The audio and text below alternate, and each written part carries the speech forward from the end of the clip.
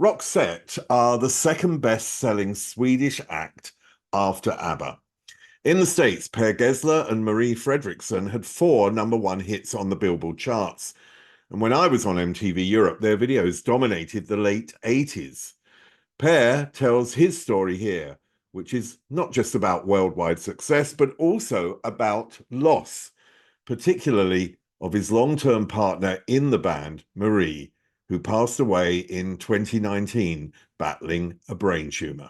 And I remember saying to Marie that if we can crack any international market with one song, we're going to have a long career, because this album is a killer album. No English-speaking person could have written the lyric to the look. The big task for us, which I don't really think we succeeded with at all, was to get EMI to understand what Roxette was all about. Only once they heard one of my songs and he said, "You sing terrible." He died the same day, the very same day when the first article about my Swedish band was published in a national newspaper. Now, just time to ask you to please subscribe. It helps me and it allows you to find out when I've posted a new interview on the site. So, sit back and enjoy this interview with Per Gessle. Recording in progress, yeah.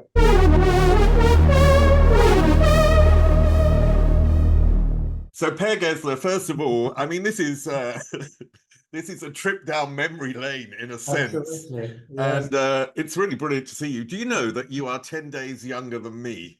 And really? you look about 20 years younger. We're still young, Steve. We're still young. It's amazing.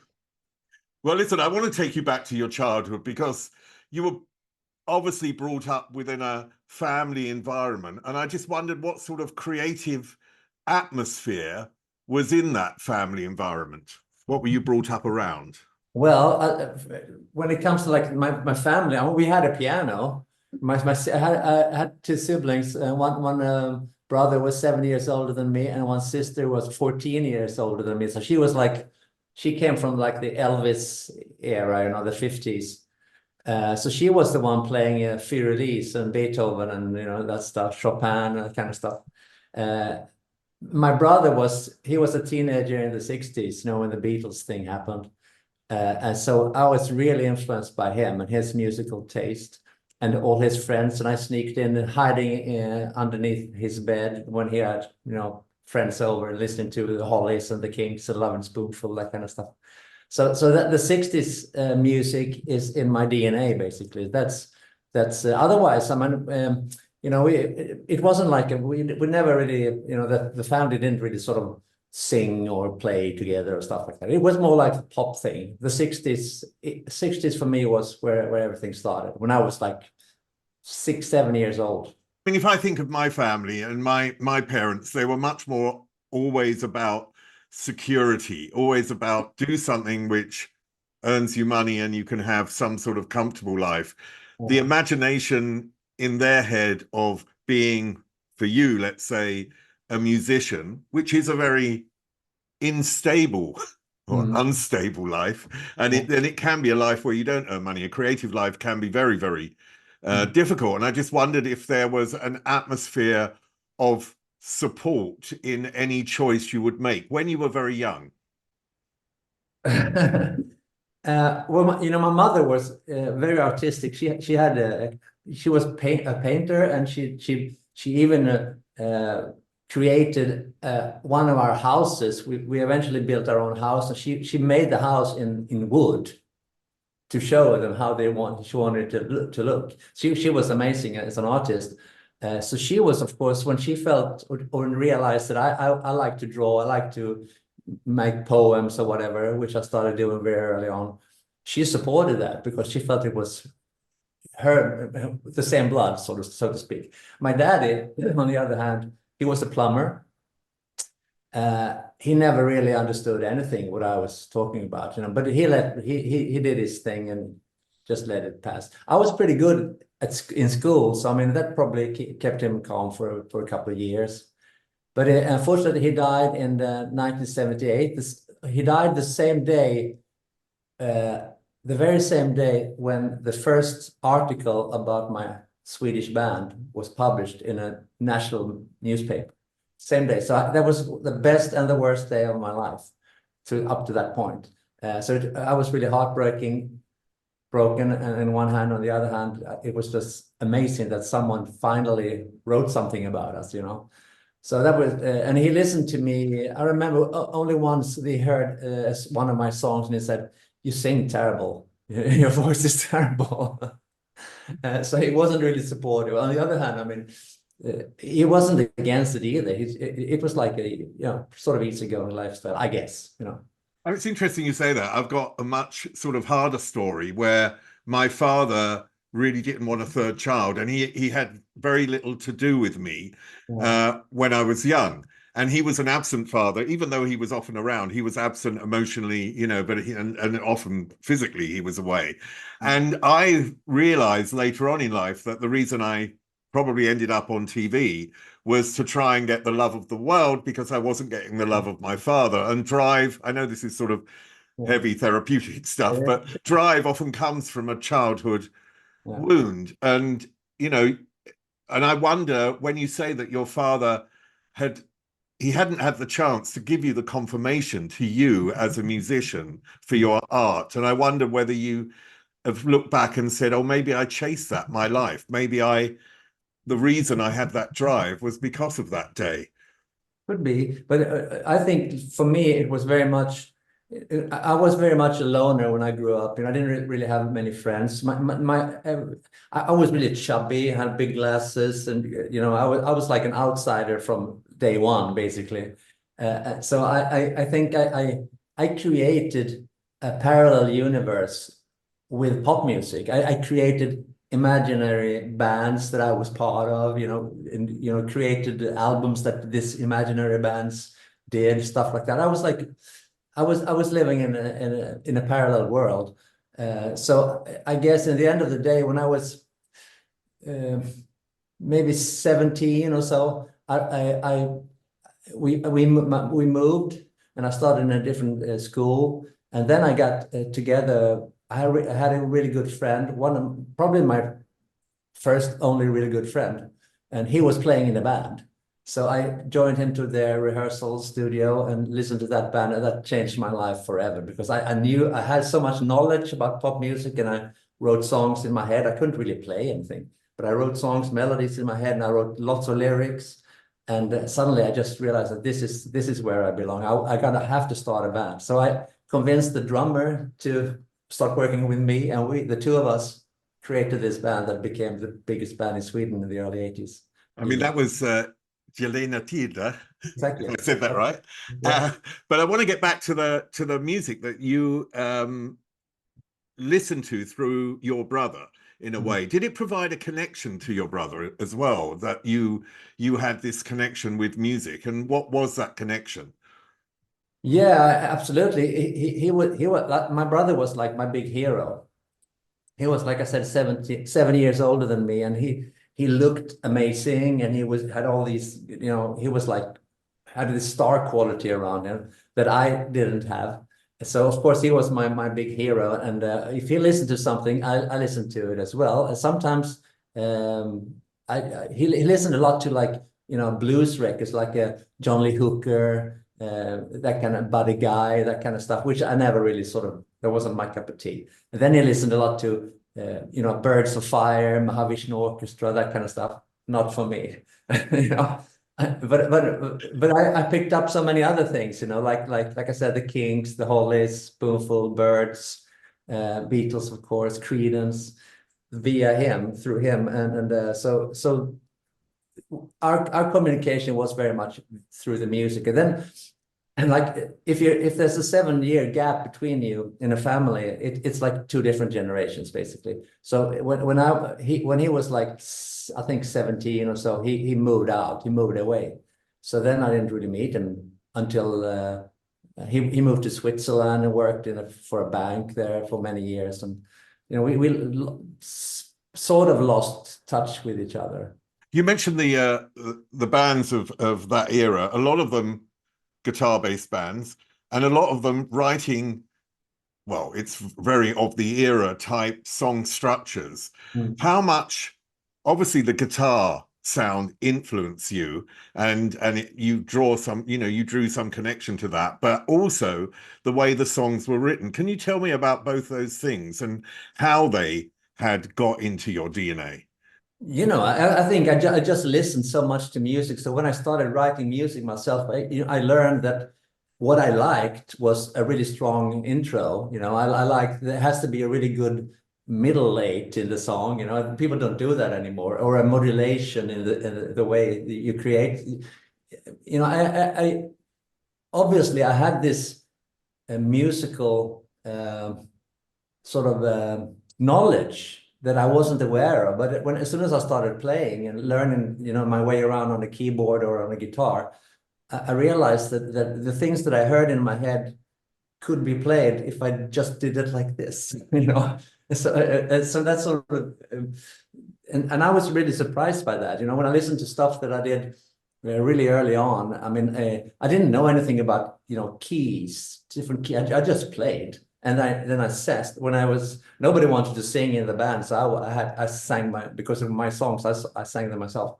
So I just sang whatever it was that I played. So sometimes it could be like a D minor, sometimes it could be A minor or an E minor or whatever, or a major or whatever. So it's I just learned from listening to all these things that I loved, and it's also interesting when you look back on your life. Why do you like this particular song and you don't like that song? Because at the time you're not aware of it. You just listen to it, right? So for me, it was always been melodies and sounds. I always like when something sounds interesting and keeps the attention going. And I always loved a great intro. I always loved a great voice, not necessarily like a perfect voice, but I really always loved Bob Dylan as a singer, for instance, or Tom Waits. Those people with sort of really personal voices. I was never a Mariah Carey fan. That style doesn't. That's the conflict we're having at the moment with the Roxette musical, because suddenly when you work with singers in a musical, they sing like in that certain style, which I have to get adjusted to because it's not in my hat to begin with, But it's interesting. Why do you like Blitzkrieg Bob? I never liked the Smiths. I don't know why. I never liked the Smiths, but I love Ramones and I love I think some music paints, I think you touched on it. You said like you created music and it created your world. In a sense, if you listen to an Elton John song, although he doesn't write the lyrics, the world is very much of a sort of perfect world in a lot of ways, especially his early music, is there some sort of really perfect, lovely world.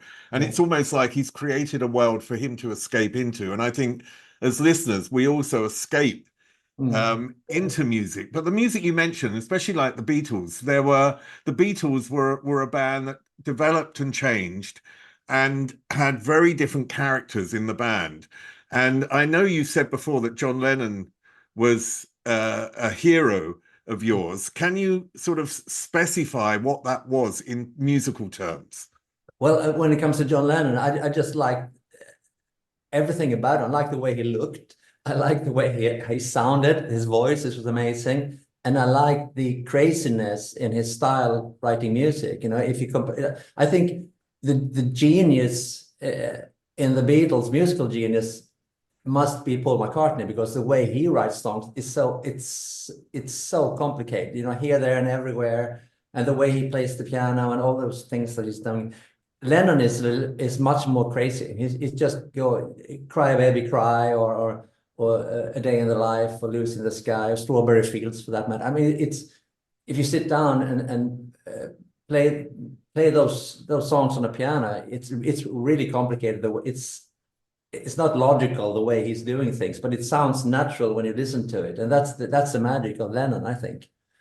And that's what you're missing in today's pop music, because everyone is doing the same thing. As soon as someone is a little bit, doing something awkward, nobody wants to hear about it. But in the 60s, 70s, it was everything was allowed, and that's how all these things happened, you know. It's really sad that it's turned out like this. What difference did a guitar in your hand as a teenager make to you? Because a lot of musicians talk about this thing, yeah, well, when I got a guitar, I was a bit more popular with the girls. Yeah, well, I was never the one that sat down with the guitar and played for the girls, you know. I was too shy for that. But you know, it's. I remember going to a music store in Halmstad where I was born, and trying out this SG. You know, it wasn't a Gibson SG, but it was an SG style, Japanese copy, and I just to hold an electric guitar and you know. I didn't plug it in. I just held it, and it was just magic. You know, it was like a magic tool. And then as soon as my mother bought me my first guitar, it was a Spanish guitar with nylon strings, and so I started. You know, I started learning to how to pick a guitar through Leonard Cohen songs. Hey, That's No Way to Say Goodbye, and Suzanne, all those early songs. So I tried to learn how to do that, and that took a couple of months, you know. But it was a good education. So, but as soon as I mean, an electric guitar especially is magic. So I mean, come on, shit.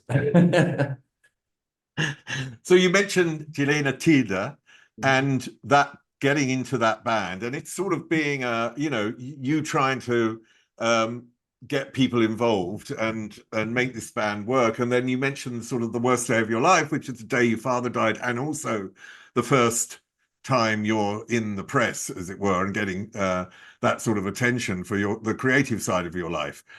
Was after that then, in a sense, something you could really put yourself into to help yourself through that initial grief of your father dying?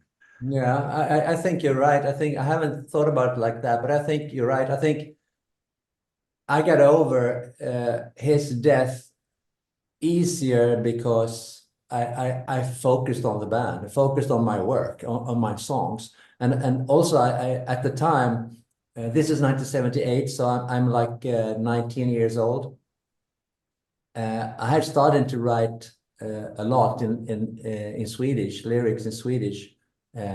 So I focused on, you know, improving my writing, and you know, you talked a little bit about Elton John's style, and I try to do the same thing. I try to create, you know, different worlds and different sort of rooms or whatever, different colors in my lyrics, you know, so that were just a fantasy world, but it sort of communicate. I remember that there was a radio show in Sweden in the 70s called Bandet Går, which translates into like the tape is rolling.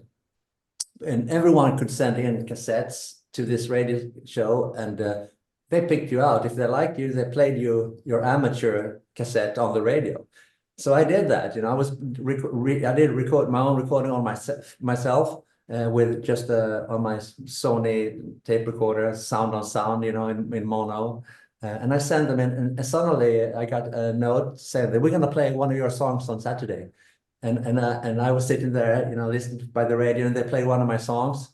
This is 1977. And they played it, and it sounded terrible, of course, but I was really proud. And I got a fan letter. That's what I'm trying to say here. That was the first fan letter. Someone listened to that song and liked it and sent me a letter.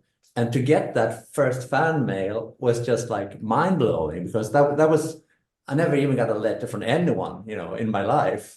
Maybe some Christmas cards from like relatives, but and I just felt the power in the music and in the world that I created on my own, and someone else became affected by it. And that was so special. And that was like a mega thing for me. And even today, you know, I'm almost as old as you.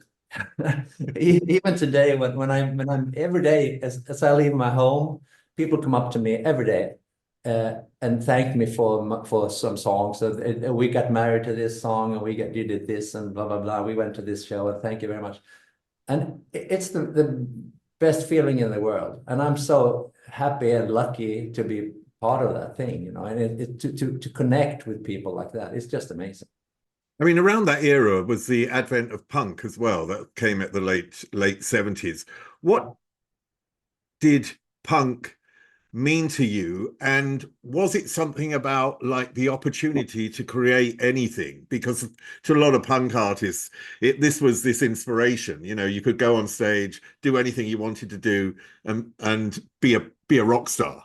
Yeah, well, for me, it was like music, the music that a lot of people were listening to, including my brother, in those days, like mid 70s, 76, sort of 77.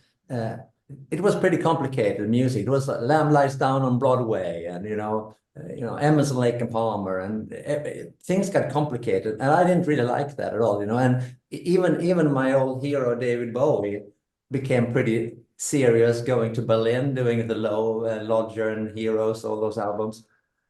So what the new wave thing did for me, like Ramones, for instance, or early Blondie stuff, or Sex Pistols, it was that it was okay not to be, you know,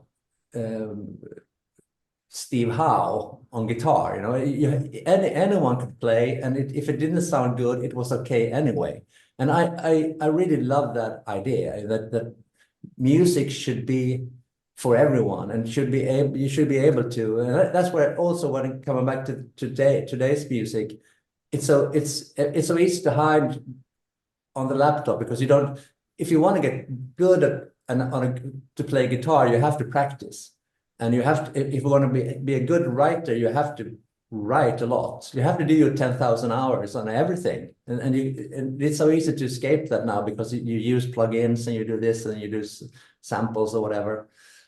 So the punk scene for me was very much that it was okay for me to be me, you know, which was terrible at the time, but that was okay, and I love that idea, and that was what got this band together, and we weren't afraid to fail, because we were a failure to begin with, you know.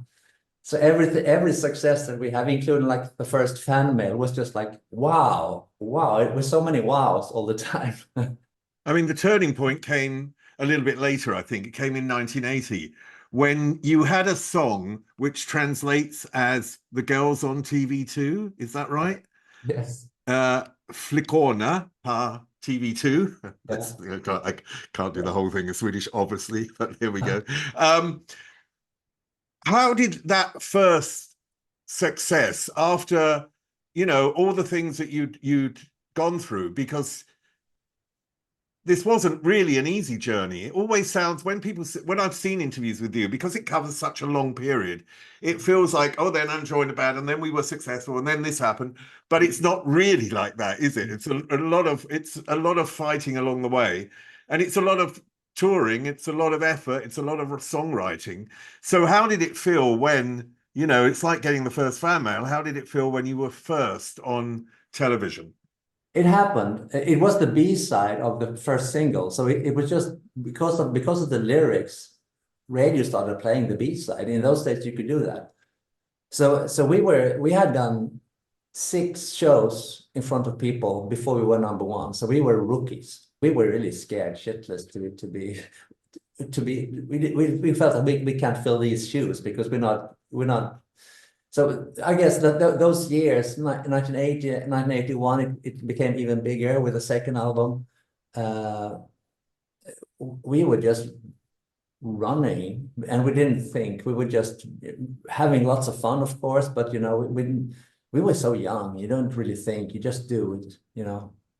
It became crazy in 1981. We had a show for May 1st, and it was really cold in Sweden. It was an outdoor show, and the promoters were expecting 1,000 people, and 6,000 people showed up, and everyone went, because it was so cold. Everyone was sitting in their cars, and they were running to the entrance at the same time, just when we were going to play in the evening, and 3 people got killed. So that was like a nightmare, and we didn't know what to do with that either. So, you know, it was just really crazy. time for all of us. And we were like 20, 21, 22 years old. So that was really weird. I mean, I know that band had a massive impact because friends of mine who are Swedish are sort of similar age. They, you know, one of them sort of mentioned to me this morning, "Oh my God, I queued up at the record store for it to open, to buy that album, you know, the first album." And I think that because you're in Sweden, and when I've talked to Swedish musicians, irrelevant whether in Halmstad, whether in Stockholm or where they are, the community is quite small. So you meet other musicians all the time on your journey, and this in a sense is how you met Marie, isn't it? Can you remember the day that you met her and what you thought of her? I think so. I think we first time I saw her, she was together with a guitar player, and their band and my band shared rehearsal studios. It wasn't our first rehearsal studios, but for some reason we had to move somewhere, and we moved in there, and they were there. So I just noticed her. She had really long hair at the time, brown hair, and she had a Fender Rhodes piano, and she stood out because she was singing amazingly well, and she wrote her own songs, and she played a great piano, and she was just yeah, she stood out because she was so good. So we became friends. And she, like I said, she was together had a relationship with this guitar player in the band. So we never had any romance going on, but we became really good friends. And I think at Christmas time in 1980, she was singing backing vocals on one of the Gyllene Tider songs. So we became really good friends. So we started socializing a lot. And so she came to my apartment. She broke up with her boyfriends, and you know, like I said, we never really had a love story going on, but we socialized a lot. We played a lot of music, records. We watched Dynasty on TV together, you know, stuff like drinking wine. We just had a great time, and at the same time, my band got really big, and her band collapsed.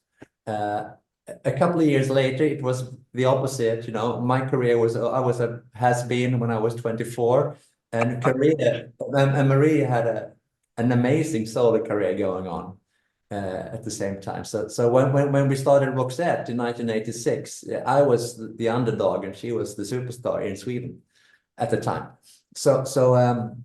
We had a wonderful I really love that era in our relationship in the early 80s, and through the whole 80s, the relationship with Marie was just fantastic for me.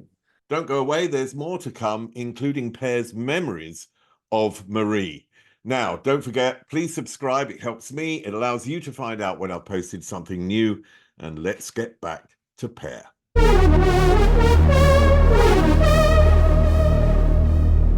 The dissolution of the band, because you had that album. I don't know if it was an attempt to go international, but it was an English lyric album, wasn't it? It was the first one. Was there a feeling in the band, this is our chance to try and go international, and then it didn't happen?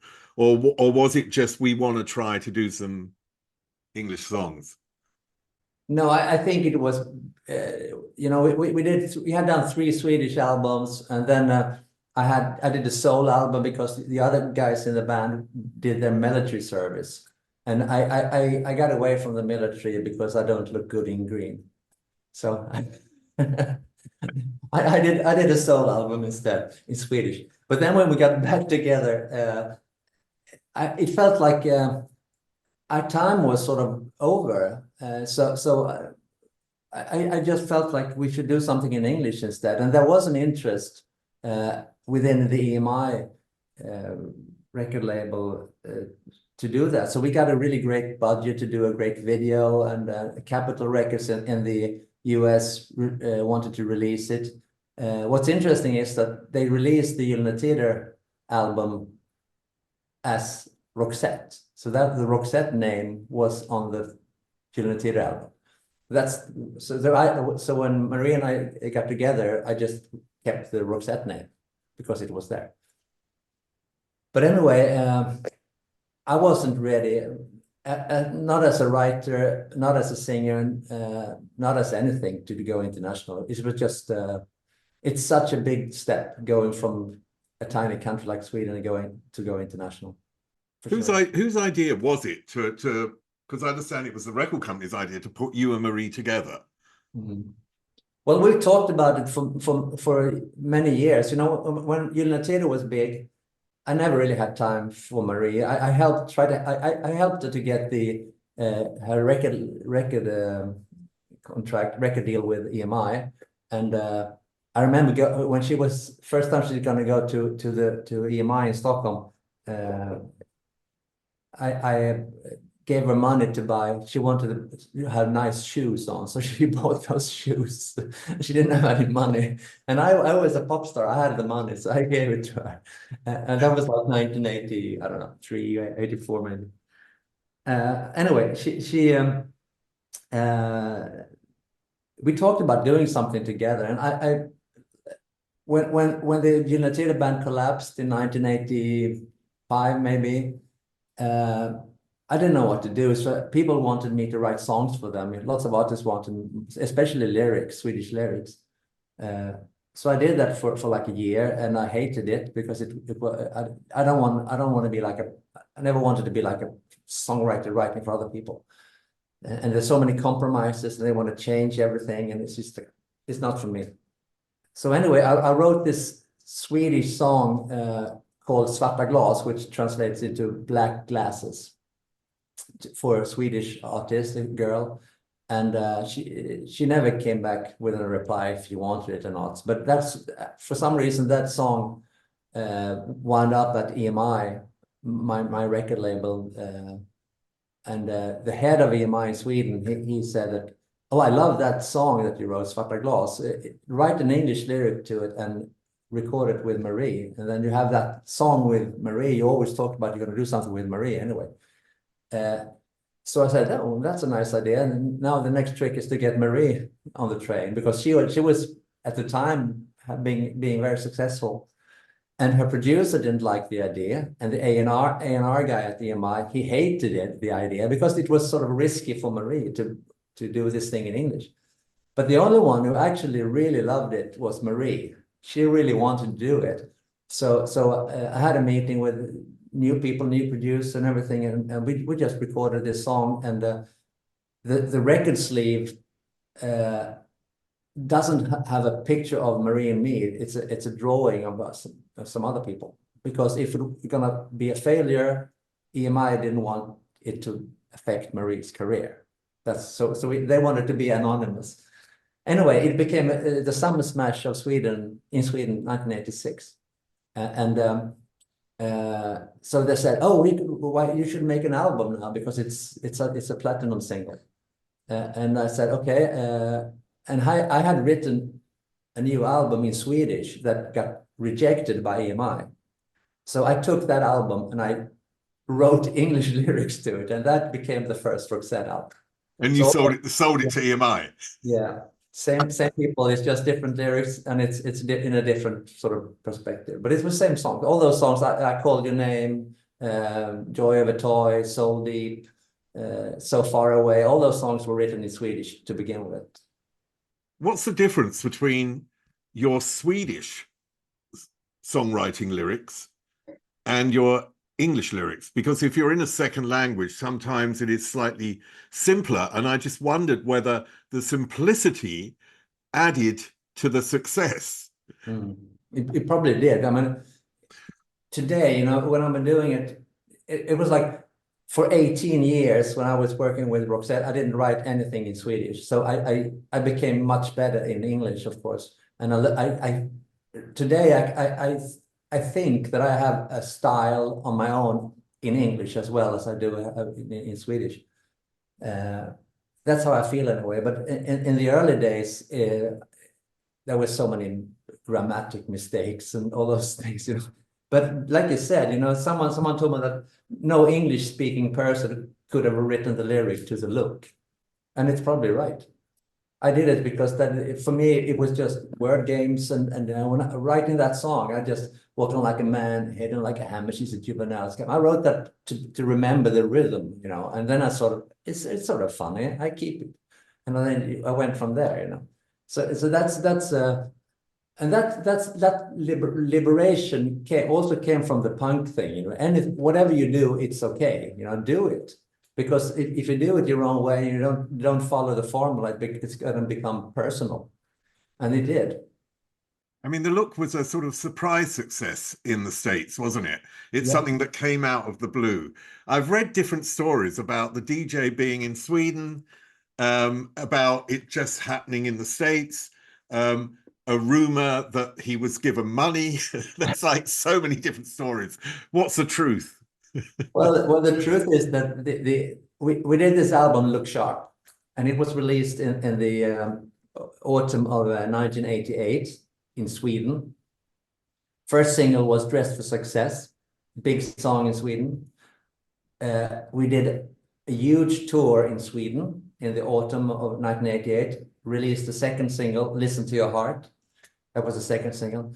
And then I was in a restaurant in Stockholm, and someone said, "Oh, have you noticed you're on in the Billboard chart, on the radio charts, bubbling under, sort of, you know, what are you talking about?" And I said, "We don't have haven't released anything in the States." And he gave me the magazine, and I checked it out, and it said Roxette, The Look. And I said, The Look, it's not even a single, you know. And also you should remember that the whole idea with Roxette was that I was like the writer, Marie was the singer. So the whole concept of having a song that I was singing on. I mean, I wrote the look for Marie, but she couldn't sing it. It was called He's Got the Look to begin with. She tried to sing it, but it wasn't her cup of tea. You know, it's not her style. It worked perfect for me, but not for her. So anyway, to see this song sung by me in the bubbling under charts in the States was just amazing. So then we started. It just spread from this radio station in Minneapolis. And the truth is that there was an exchange student from Minneapolis in Sweden in the summer, or in the late summer of 88, and he became a Roxette fan in Sweden. So he bought the Look Sharp album, brought it with him to Minneapolis, and at this radio station, KDWB in Minneapolis, they had this show where people could go in and you know, leave their records. If you want to have a favorite record being played on the radio, they could leave the record there. So he left Look Sharp there for like 2 or 3 weeks, and nobody would listen to it. So, and then you know, for some reason, he when he came up there to take the record back, the program director was standing by the counter and noticed the record sleeve. I don't know if you remember the record sleeve. It's like a magazine, newspaper thing. So the program director noticed the sleeve, and he said, "What's that?" And then this student said, "It's a Swedish band, and it's a great record, but you didn't play it, so I'm going to take it back." "Oh, let's listen to it," he said. So, and he played the first song on the album is The Look. So he played the first song, and he just loved the look, the program director. So they put it on the air. Phone started to ring. "What's this? Can you play it again?" Blah blah blah. This is the old days. And so it became like a mysterious hit at KDWB in Minneapolis. And that station was part of a syndicate of 19 stations. So all these 19 stations got this secret song on cassettes from Minneapolis. Everyone started playing it, and everywhere they played it, it became a smash.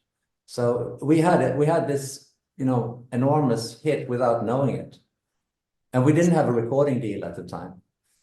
It's amazing. So you've got EMI who have rejected the Swedish lyrics, as it were, on the first album, and then you sell them back the album. You've got EMI telling you, in a sense, you're not going to make it in America, because I think they didn't push you really, and you know, they weren't prepared to push you in America at the start. And then suddenly you're on EMI, and you're the biggest band in the world very quickly. what did that do to your psyche, to your mentality? It must be quite hard. Yeah, it was so surreal, of course. But but at the same time, I remember when we were recording Look Sharp, we felt that we were doing something very special.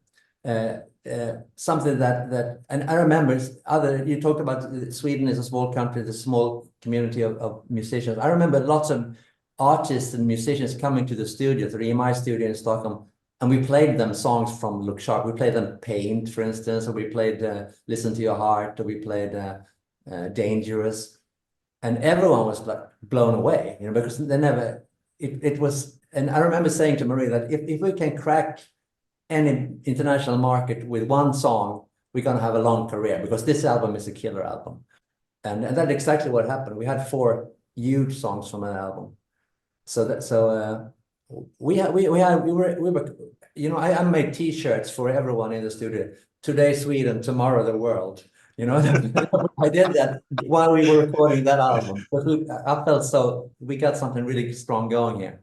So how did it feel when you landed in America and the reception that you were going to get? Because, I remember on my era on MTV, it was Roxette day and night for a long period. Yeah. So that to actually go to America, the biggest market in the world, the dream, possibly, your and Marie's dream of success would be America, I would think. Most musicians are.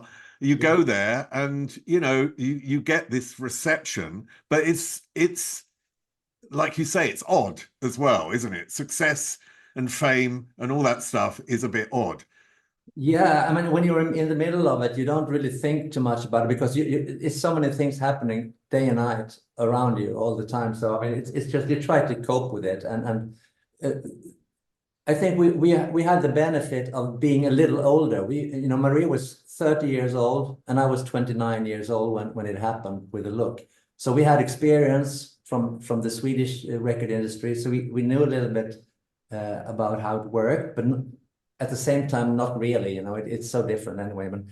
But we were a little more grown up, and also we owned our own publishing, for instance. We had all these business things, great business management.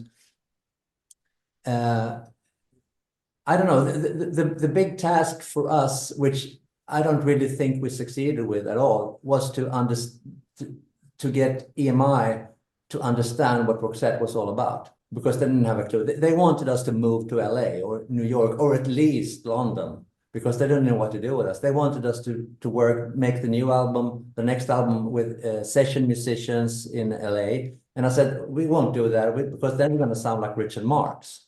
Nothing against Richard Marx, it's just that it's not Roxette. We told them immediately, we're going to stick with the Swedish producers, Swedish band, and all these people that created this particular sound, just like ABBA did. The Swedish players, and that's how they made this amazing sound. I think that was, we could do that because we were a little bit older and we knew a little bit more what we were talking about. Also, we wrote all the songs. I wrote most of the songs. So it wasn't like we were, in those days, we weren't part of outside writers, giving us songs. We were doing our own thing. But EMI never really got us. They wanted us. They put us on a radio promotion tour, lip syncing for radio stations in nightclubs, and we hated that. It was so disgusting, and we just felt like this is not for us. And so Marie, especially, I could live with it because I knew it. This is you have to go through all these things. But she freaked out so many times. Then we were lucky. I don't know if I should continue to talk, but we were lucky because when the 4th single, big hit from Look Sharp was over, and that was Dangerous. Dangerous peaked at number 2 on the Billboard chart, and then we had 2 number 1s with the Look and Listen to Your Heart. Then of course we needed time, or I needed time to write a new album, and then we got really lucky because then we got this offer to be part of a movie, and I was at this lunch in Los Angeles with EMI, and they said we have bought this rights for this new movie, and David Bowie is going to be in there, Robert Palmer, whatever, and we want you to be in there as well. And I said, we don't have any time to make recordings at the moment. We're on our way to New Zealand or somewhere, you know, because it was happening all over the world at the same time. But I said, we have a great ballad. We have a Christmas song that we recorded in 1987. So, and I can rewrite the lyrics, and we can just do some adjustments. So I played "It Must Have Been Love" for him, and he loved that one. And I didn't. And he said, yeah, when you come back to Stockholm, do a new version of it. So basically, what we did, we went into the studio. Marie changed Christmas Day became Winter's Day, and we had the lead guitar player Jonas Isaksson. He came and did another intro, and then we sent. That was basically what we did. Then we sent the whole thing, all the stems, all the tracks, to a fantastic engineer who was worked with Michael Jackson and everyone, Umberto Gattaca, who was really good, and he did this mix of the song, and it sounded amazing. And of course, this movie, Pretty Woman, became a blockbuster, and so that, apart from being another #1 for us, it also bought us 6-7 months of extra time, so I could write more songs. And that became Joyride. You mentioned ABBA, and ABBA went through a phase in Sweden, not outside Sweden, which has always fascinated me. They went through a phase in Sweden where they were sort of ostracized and not very well liked. ABBA obviously paved the way for many artists, and I know that Benny has said that you are the sort of rightful heirs to the ABBA era. And I just wondered what you had learned from ABBA's experience to make sure that you didn't fall into the same trap. I don't know what really happened, but fall into the same trap that ABBA fell into in Sweden. Well, it was a different era in the 70s with Swedish music scene. Is the 70s what is called as the alternative years, the progressive years. It was a very political. The music scene was very political in Sweden in those days. It was very left wing. As soon as you did something that was considered commercial, out you went. They even canceled the Eurovision Song Contest for 3 or 4 years because it was too commercial. That's the era of the 70s. And during that time, Björn and Benny did all this ABBA stuff. So of course, not people, they sold lots of records, but the press, the journalists, the media, everyone killed them as soon as they did something. So when we came out with my first band, like in 1980, the first hit, times had changed a bit, you know. So it was, but it's still like that in Sweden. As soon as you're considered commercial, you're not going to get any good reviews. But if you sell like 13 tickets to your show in a club, you're going to get raving tickets, raving reviews. How important was it for you? Because you mentioned America, and EMI wanted you to either go to LA or to London, but essentially out of Sweden to record with different producers and have a base outside Sweden. How important was the connection to Marie to be of one mind and say, no, this is where we want to be. We want to be around our friends, our colleagues, the people that we trust. Yeah. How important was that relationship with her in making that sort of decision, and all decisions within Roxette? Well, it was crucial, of course. I mean, that we were saying the same thing. I mean, there was many complications, though. I mean, since I was the writer of the band, Marie was also writing songs, but she couldn't write in English, and her style of writing was not really what Roxette was all about. So she, even though in between Roxette albums, she always did Swedish albums, solo albums on her own. We never had like an agreement that we should that Roxette is going to go on and on. So I was, for every album we made, I was always a little bit scared that she's gonna leave and do her own thing. So the only thing, but she you know, the good thing with Marie, what she was such a big fan of what I was doing, my writing and everything. So I felt like if I, as long as I can come up with the good stuff here, Queen of Rain, all those songs that, you know, so she could sing in a way that she feels happy about.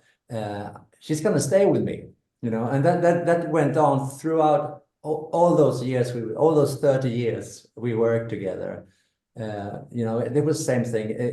If I came up with stuff, she's going with me. If I didn't come up with stuff, she's doing something else. Do you remember the day that you got the phone call to tell you that she had collapsed? Yeah, I remember that day. I was on my way to a press conference in Belgium for this night of the proms thing that we were supposed to do. You know, in 2001, we released our album Room Service. Then we did a European tour. 2002, we had a meeting in the spring, and Marie told me that she wanted to take a break from Roxette for a while. She wanted to do some stuff with her husband, who was also a musician. And I said, okay, let's take a break. And I hadn't done anything on my own for 18 years. So I had like this Swedish thing that I wanted to do anyway. So I just do what you want, and I do my thing for a while. Let's see what's going on. Meet you in a couple of years, so to speak. And then suddenly we got this offer to be part of Night of the Proms, and they offered us enormous amount of money to be part of that. So we said, let's do this thing with a big orchestra and bring our own band and blah, blah, blah.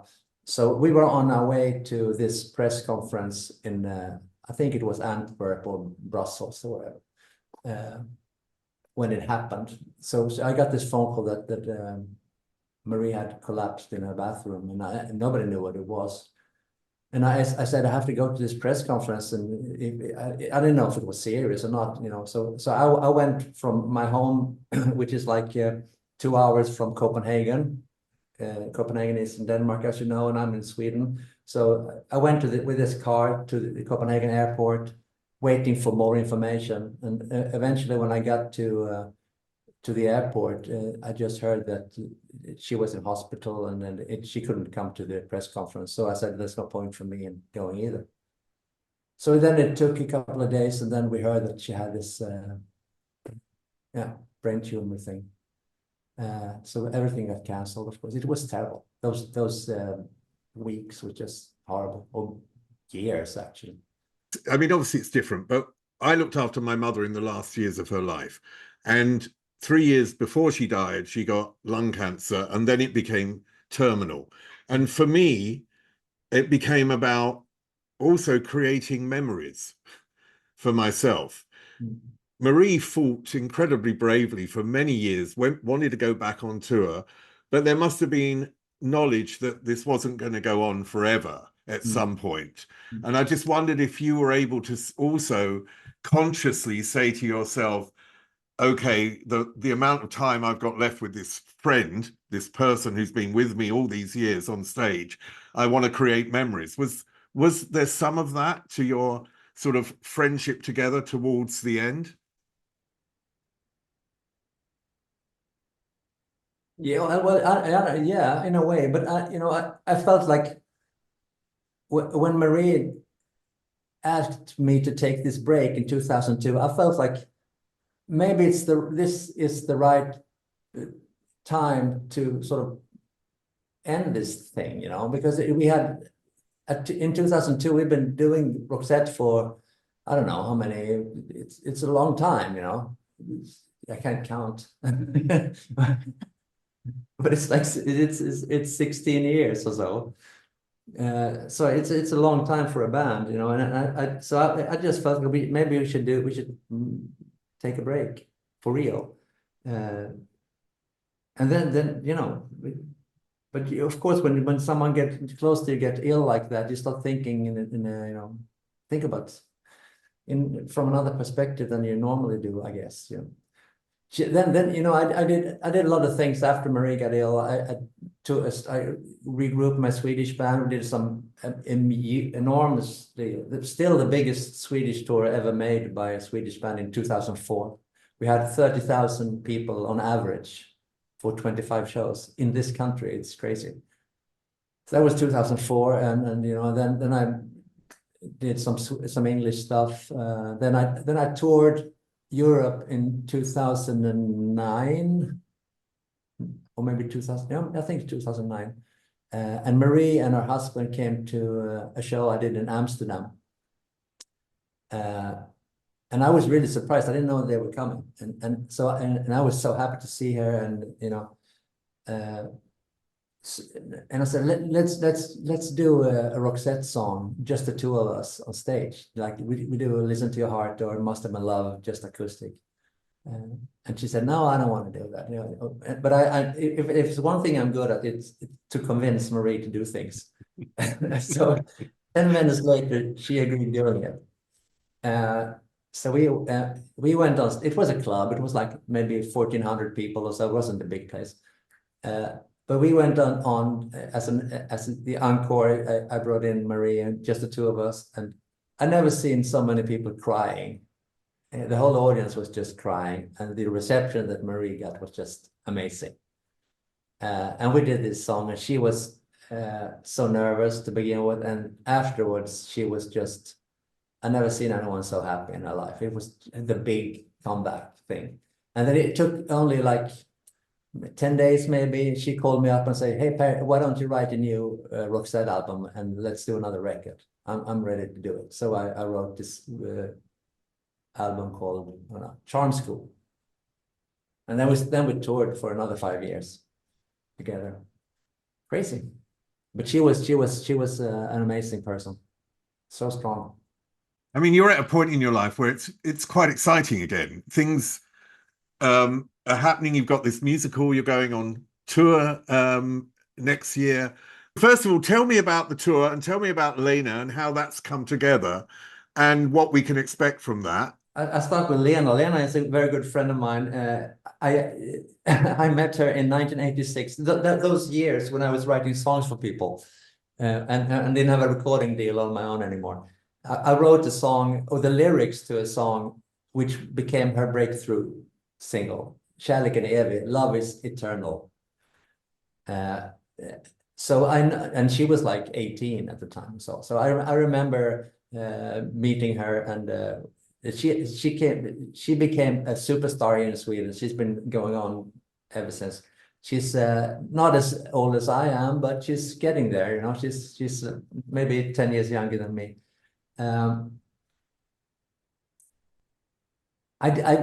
Last year I did a Swedish soul album, lots of duets with different singers here. It's going to come out in a month or so, that album.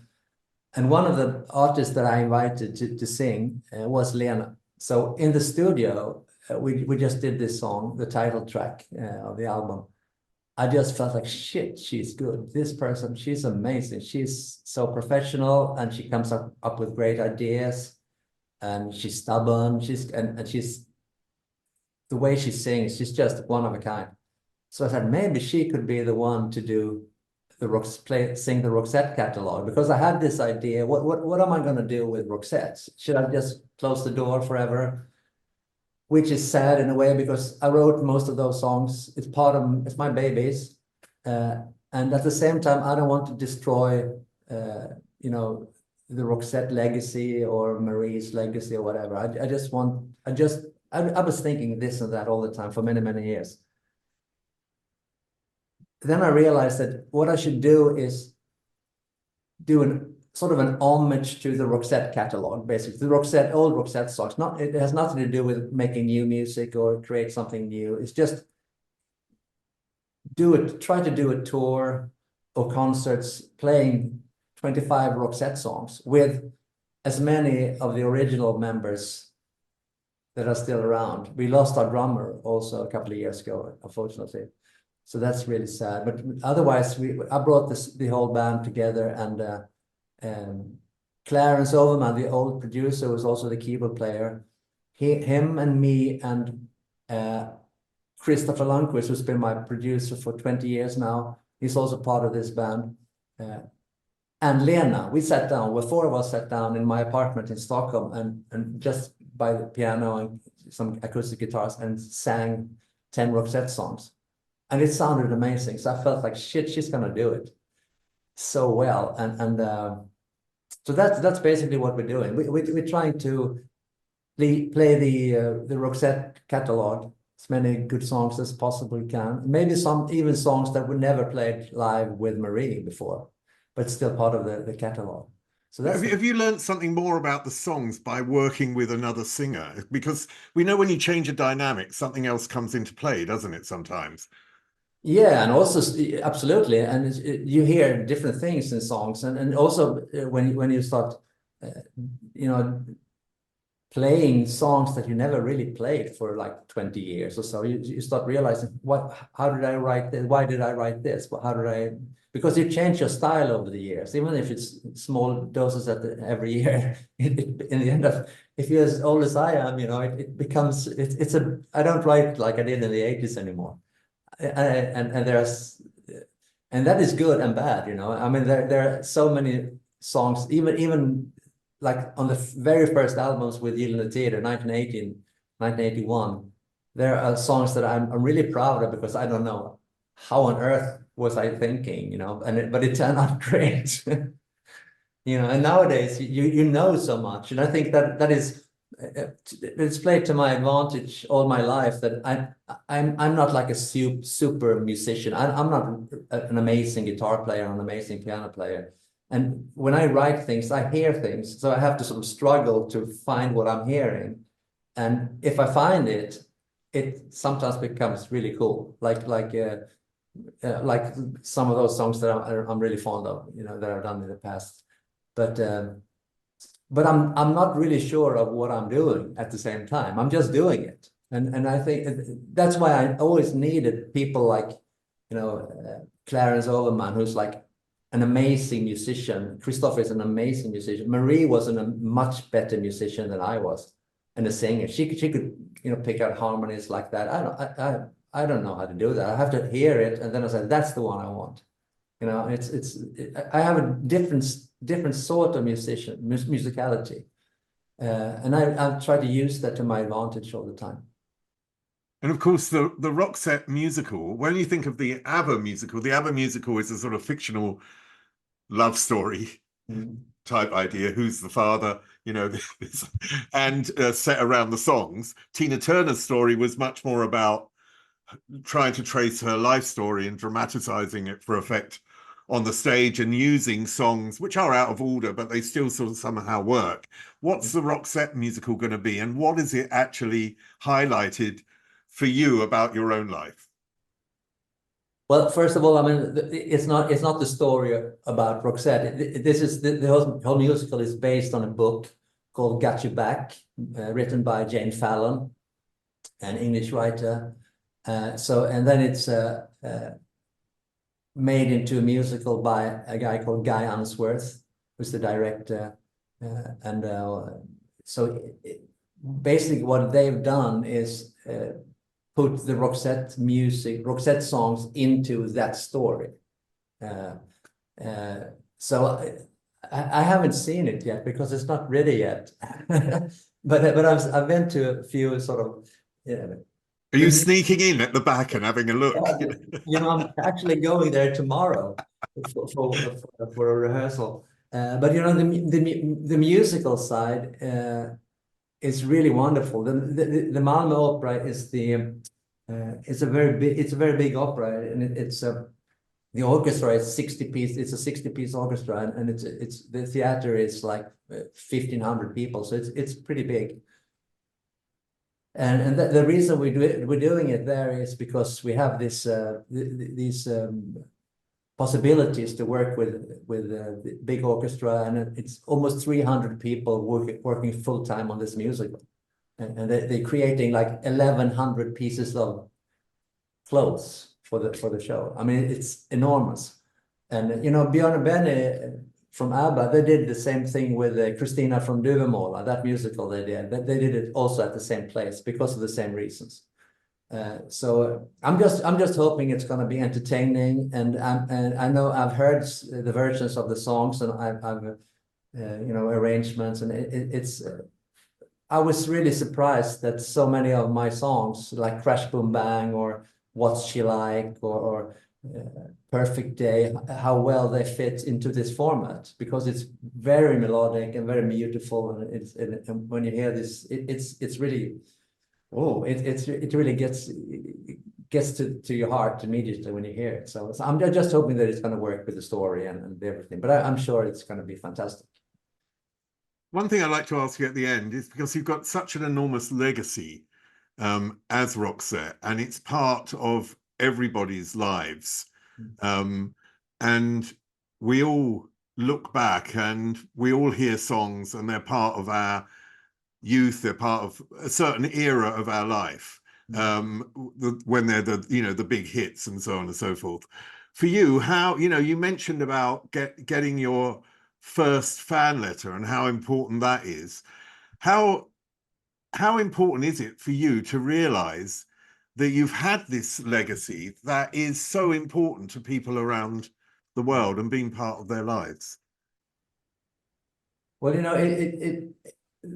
that way of thinking only struck me like a couple of years ago. I never thought about it. Maybe it's because I'm getting really old, but I'm there. Like I said earlier on, this everywhere you go, if I go and get some gas in my car or whatever, people always come up to me and talk to me about what I've done, and what it means for them and in their lives or whatever. And it's heartbreaking for me. I mean, I've just been doing what I'm just following my line in life, So I just think it's I've been really lucky, and I feel so grateful for the life that I've been able to live, and having this, not only the success, but also the being part of so many people's lives, which affected so many people's life. It's also easier these days because when you have the internet, you have the social media, and you can hear every day. You can read on Facebook or Instagram or whatever, people from Peru or Sydney or wherever, Tokyo, and fans, normal people who are just affected by what you do, and that it's just amazing. It's the same thing as that first fan mail that I received. It gets to you, and it means so much. Shit, it's been good. It's also been really fantastic to talk to someone who has contributed so much to the culture, which I think is a really important thing in our world, to say thank you to people who have enriched the culture. So Per Gessle, from the bottom of my heart, brilliant to see you again. Thank you so much. Thank you. Pleasure, Stephen. Good luck in Greece. Bye. Hope to see you again. Okay, bye. Bye. Up there is an interview I recommend. Down there is where you can find all the podcast interviews.